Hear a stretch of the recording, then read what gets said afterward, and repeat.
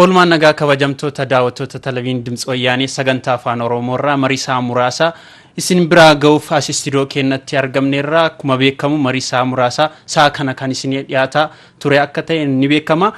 Marii keenyatti osoo seeniin dura amantaa musliimaa hordoftoota amantaa musliimaa hundaan baga ayyaana Iid al-Adhaatiin yookaan ayyaana Arafaatiin isin gahe jecha marii keenyatti seenna.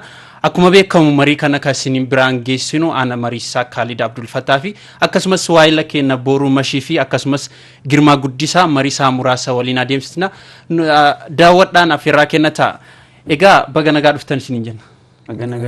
Hayyee mariin keenya guyyaa har'aa irra caalaan kan irratti xiyyeeffatu inni jalqabaa dagaagina sirna dimookiraasii irratti gahee uummanni qabu maal kan jedhu ni ilaalla jalqaba irratti. Inni lammaffaan immoo uguramuu hayyootaa irratti adeemsi kun maal fakkaata yookaan uguramuu hayyootaa kana irratti sirni dimookiraasii miidhaa maalii qaba, sirna dimookiraasii dagaagina sirna dimookiraasiidhaaf miidhaa maalii qaba kan jedhu ni ilaalla.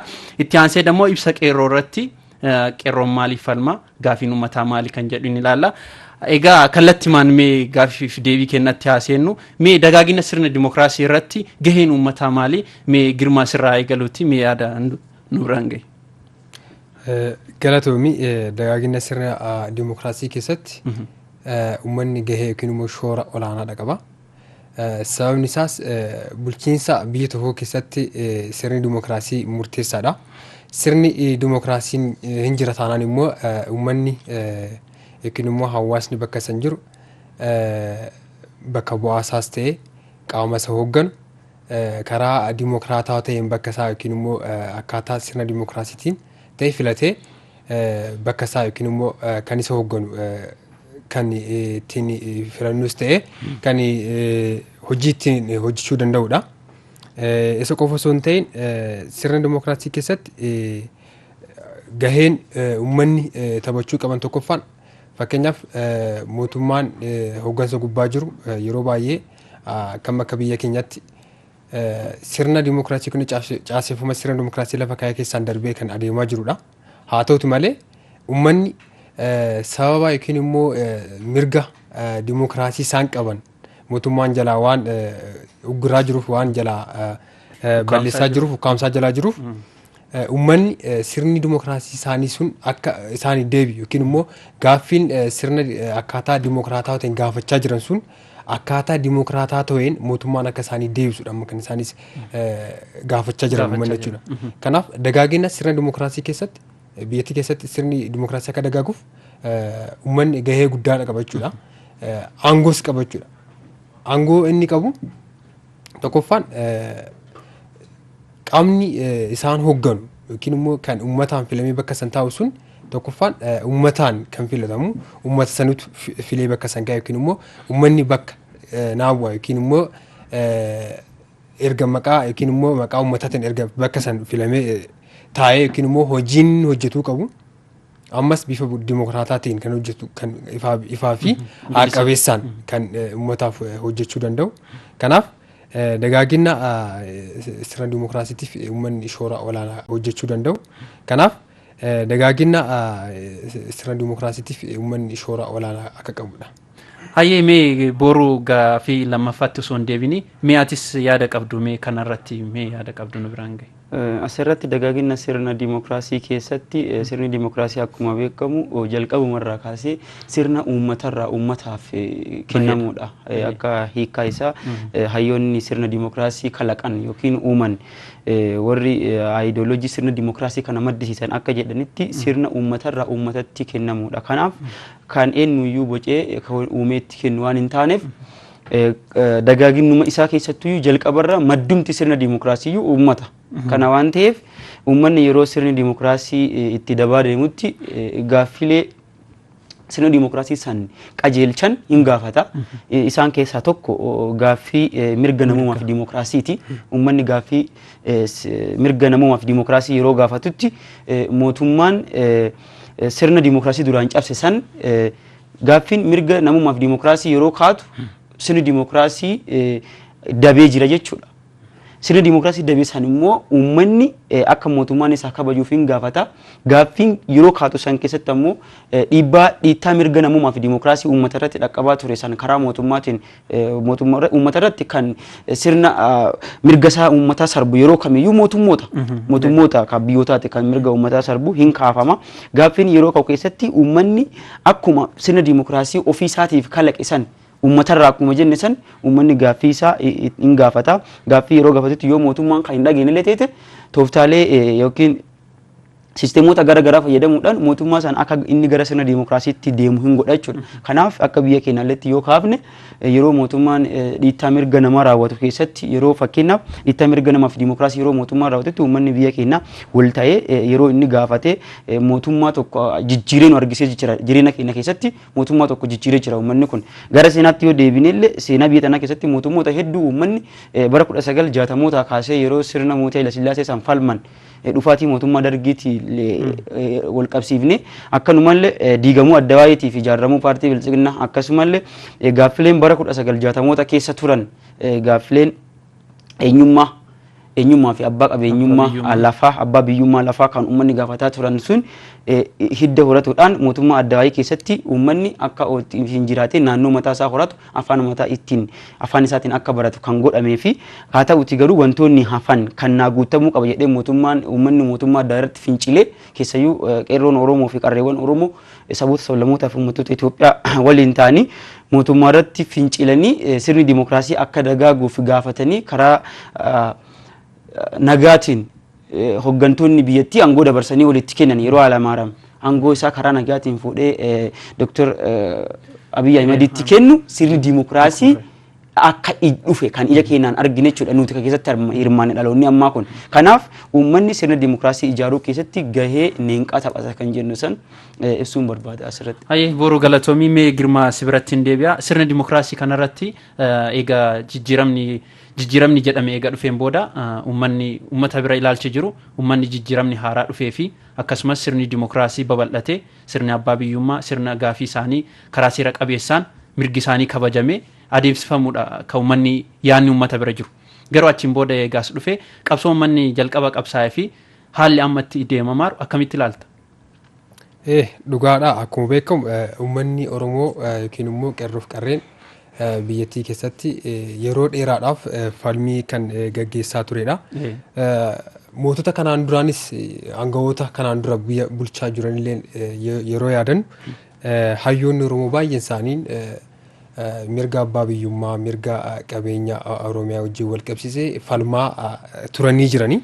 Haa ta'u malee mootummoota kanaan dura darbanii hayyoonni Oromoo yookiin immoo qabsaa'onni ija uummata Oromoo kan ta'an baay'een isaanii lubbuun isaanii wareegamee jira. Kun seenaanis kan ibsudha. Itti aansuudhaanis isaanis akkuma dhaloonni walirraa harkarraa walirraa fuudhuun qabsoo isaanii itti fufanii har'as geenye jirra. Haa ta'uti malee qabsoo mootummaan yookiin immoo uummanni dhalattoonni Oromoo kan ta'an qabsoo isaan taasisanii wajjin wal qabatee jijjiiramni yookiin immoo mootummaan Dr. Abiy Ahmed gara aangootti akka dhufu taasisee jira. Qabsoo uummataan falmii uummataa. Hooggansi mootummaa Dr. Abiy Ahmed amma gara aangootti dhufuudhaaf kan sababa guddaa ta'e tokkoffaan qeerroof qarree Oromooti. Itti aansuudhaan immoo hayyootaa fi beektota uummata Oromooti. Kanarraa ka'uudhaan yeroo mootummaan gara aangootti dhufu san bifa dimookiraataa ta'eedhaan kan inni dhufaa jiru calaqqee dimookiraasii of keessaa qabudha kan uummataaf yeroo sanitti kan agarsiisaa jiru. Uummannis kallattiidha daangaadha hamma daangaatti fudhatee simatee bakka bu'aa keenya reefu argannee jirra. Nama nuu ta'u yookiin immoo qabsoon nuti bara dheeraadhaaf taasisaa turre reefu amma deebii argachuuf deema jirra jedhee abdatee ture. Haa ta'uti malee mootummaan ergasii dhufee sirna dimookiraasii yookiin immoo uummanni fayyadamuu qabu jalaa diiguun yookiin immoo sirna mataasaa yookiin immoo akkuma beekamu dhaabbilee siyaasaa baay'ee isaanii diigee jira. Hooggantoota dhaabbilee siyaasaa kan ta'anis baay'ee isaanii madaatti galchee jira. waa'ee ugguramu hayyoota irratti hin deebina. Sirna dimokiraasii babal'amiinsa irratti mee egaa dubbachuun kan keenollee mee gahee irra caalaa katabatuu qabu. Sirna dimokiraasii jechuun irra caalaan abbaan tokko waan ati seera tokko yookaan waan tokko yoo baas jalqaba wanta sana ati kabajuu qabda. Yookaan eega sirratti sibiratti bu'aa qabeessa eegateen booda kan uummatatti baastu. Fakkeenyaaf amma sirni dimokiraasiin kun qaamni olaanoo haa baasu malee irra caalaan kan kabajee argamu uummata moo mootummaa kana moo silaa osoo mootummaan kabaje uummanni sin kabajama. Gahee kabajuu fi kabachiisuu irratti sirna dimokiraasii kanarratti gahee mootummaa fi uummanni qabu maalini? Tokkoffaan ammas irratti osoo fakkeenyaaf mootummaan amma hoggansa gubbaa jiru gaaffii yookiin immoo adeemsi taasisu uummataan jaalatama argatee osoo fudhatama argatee jiraate gaagamni siyaasaa biyyattii kana keessatti mul'atu ture. Sababni isaas sirni dimokiraasiin sila uummanni fayyadamuu qaban yookiin immoo bifa sirna dimokiraatawaa ta'een mootummaan sila gaaffii isaanii deebisaan jirreef gaagamni siyaasii biyyattii keessatti mudachaa jira jechuudha. Kanaaf gaheen mootummaan sirna dimokiraasii akka inni lafa qabatu yookiin immoo uummanni karaa sirna dimokiraataa ta'een gaaffii isaanii akka isaan gaafatan taasisaan jiru. Yeroo isaan gaaffii akkuma beekamu sirna dimokiraasii fayyadamuudhaan akkaataa sirna dimokiraasii yeroo isaan gaaffii gaafatan sirna dimokiraasii keessatti akka sirna jechuun karaa dimokiraataa ta'een hayyoonnis beektoonnis yeroo fakkeenyaaf mootummaan daandii irraa goru yeroo gaaffii uummataa deebisuudhaaf karaa dimokiraataa ta'een gaafachuu mirga qaban. Kanaaf immoo mootummaan immoo maal gochaa jira yeroo ammaa kana karaa dimokiraataa ta'een yeroo inni gaafachaa yeroo isaan gaafachaa jiranitti inni karaa kallattii biraatiin harka lafa jalaatiin maaliif na gaafatanii kun immoo mirga akka isaan hin qabne kan inni taasisaa jiru yookiin immoo gocha yookiin immoo fiidbaakiin isaan mul'isaa jiru jechuudha. Hayyee Girmaa Galatoomii yeroo kennaa waliin fayyadamna. Gaaffii lammaffaatti osoo hin ce'in booda mee viidiyoo tokko daawwattoota keenyaaf firree dachaan. Hayyee kabajamtoota daawwattoota keenyaa viidiyoo waan qopheeffanne qabna isa nu daawwadhaatti deebi'aa nu bira hin badinaas niin jenna.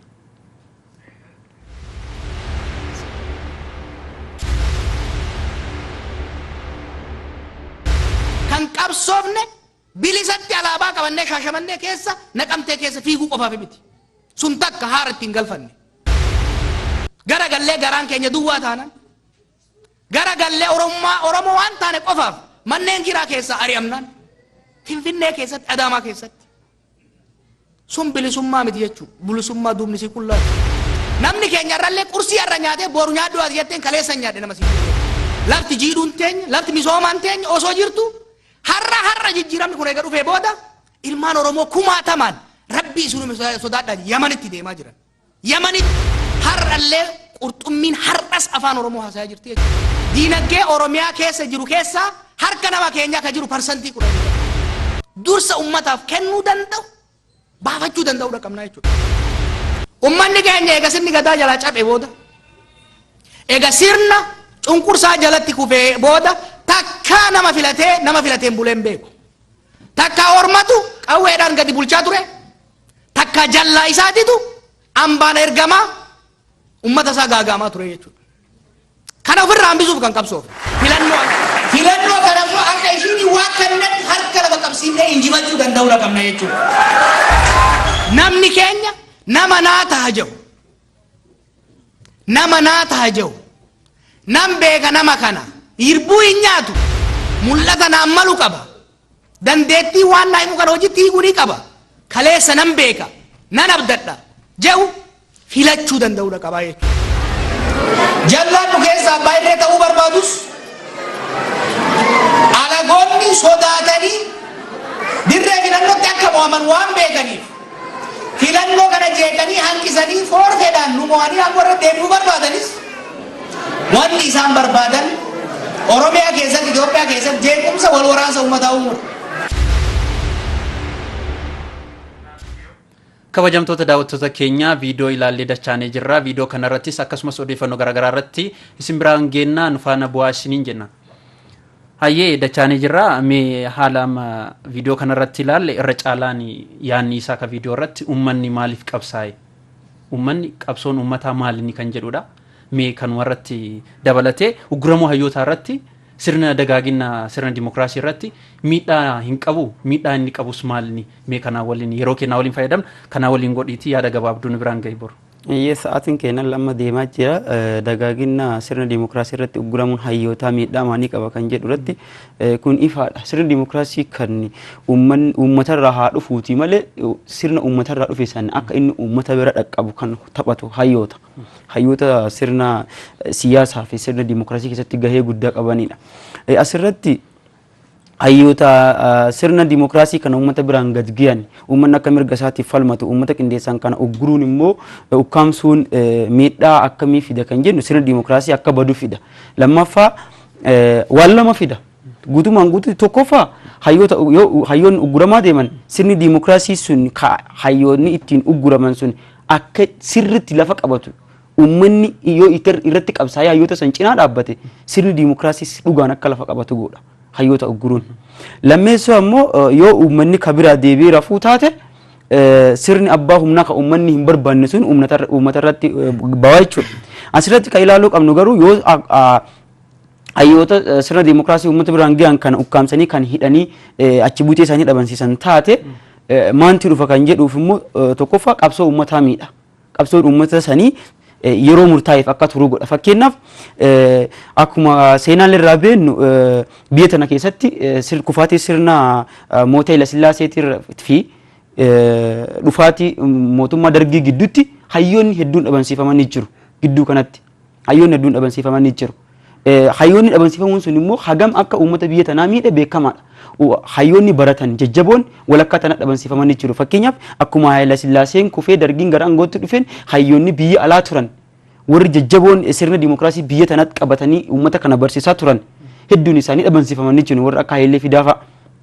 Sun immoo uummata biyya tanaa hagam akka miidhe beekamaadha. Saboota sallamoo uummata Oromoo qofarraa miti baay'ee hayyoonni kan dhabaman saboota sallamootaaf uummattoota Itoophiyaa hunda keessaa kan dhabaman gola nama hundaatu rakkinatu jira. Gola saba hundaatu rakkin akkasii jira.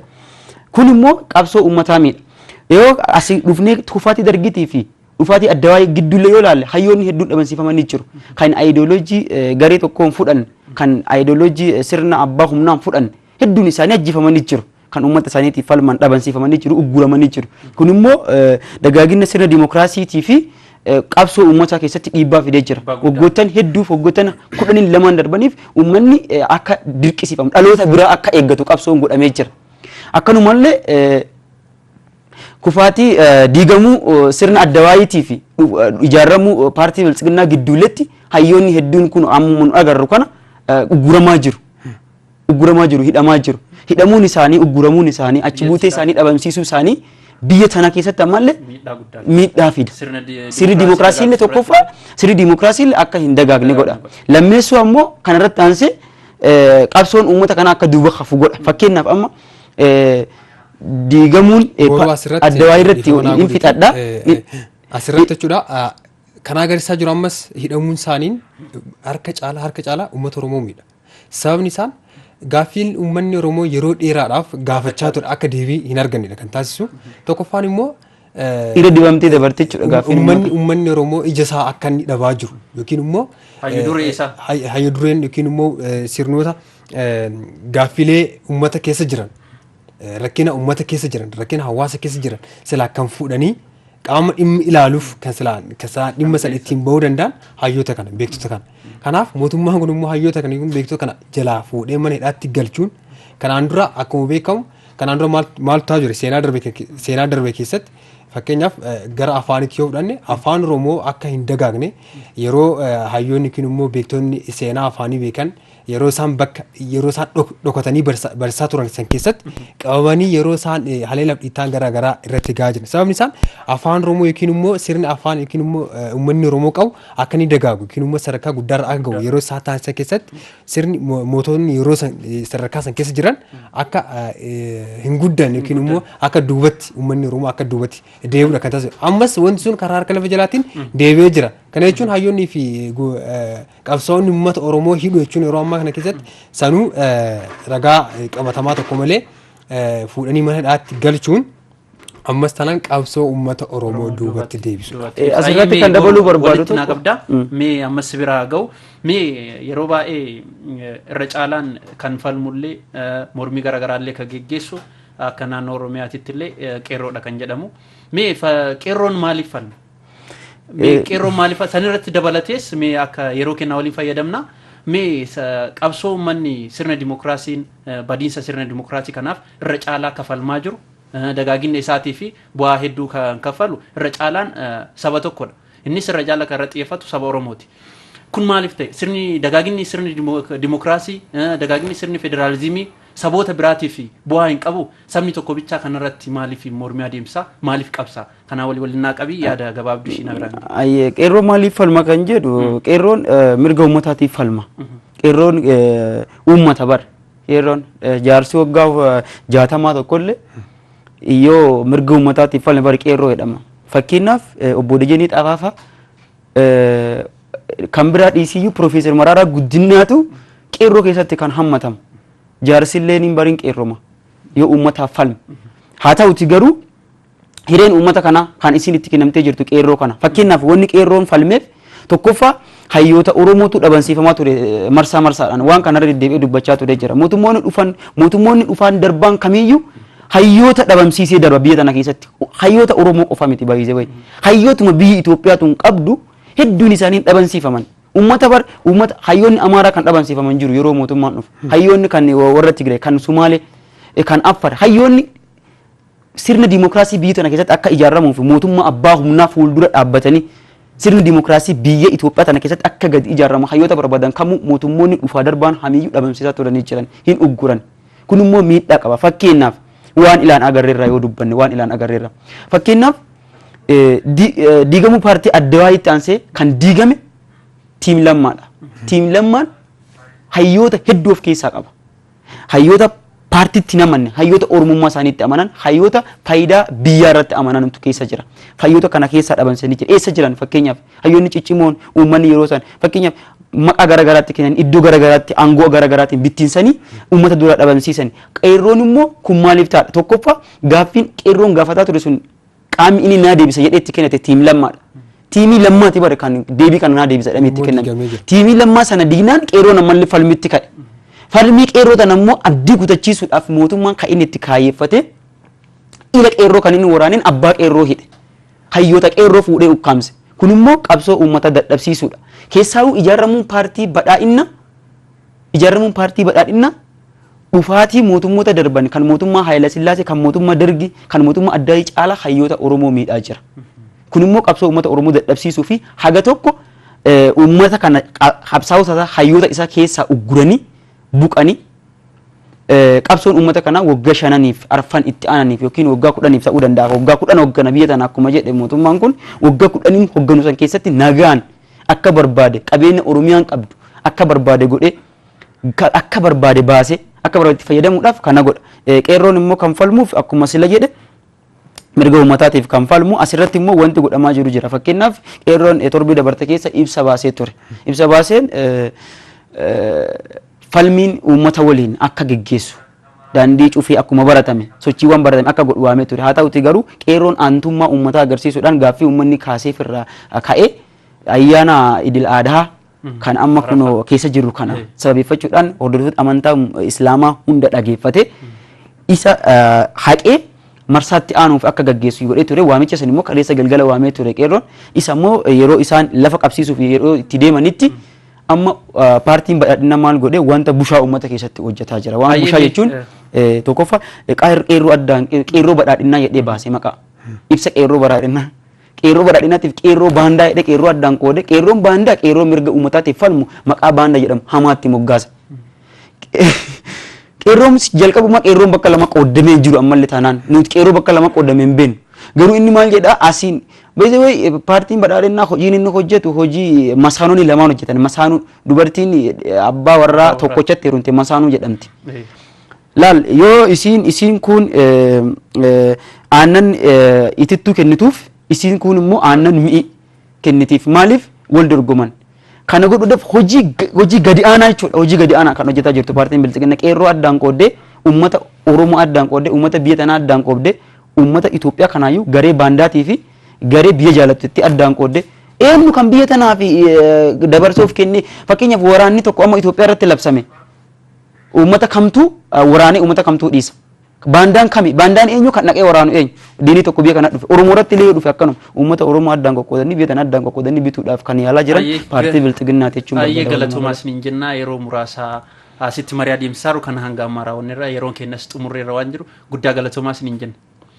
Egaa kabajamtoota daawwattoota keenya mariisaa muraasa gaggeessaa turre kan hanga ammaa hordoftaniiti an mariisaa Kaalid Abdufattaa ture akkasumas waa'ee lakkeenya Boorumashii akkasumas Girmaa Guddisaa waliin mariisaa muraasa adeemsisne kana fakkaata hordoftoota amantaa musliimaa hundaan baga ayyaana Iid al-Adaatiin yookaan Arafaatiin bagatti isin ga'e jennee irra deebina guyyaa gaarii isiniin jenna.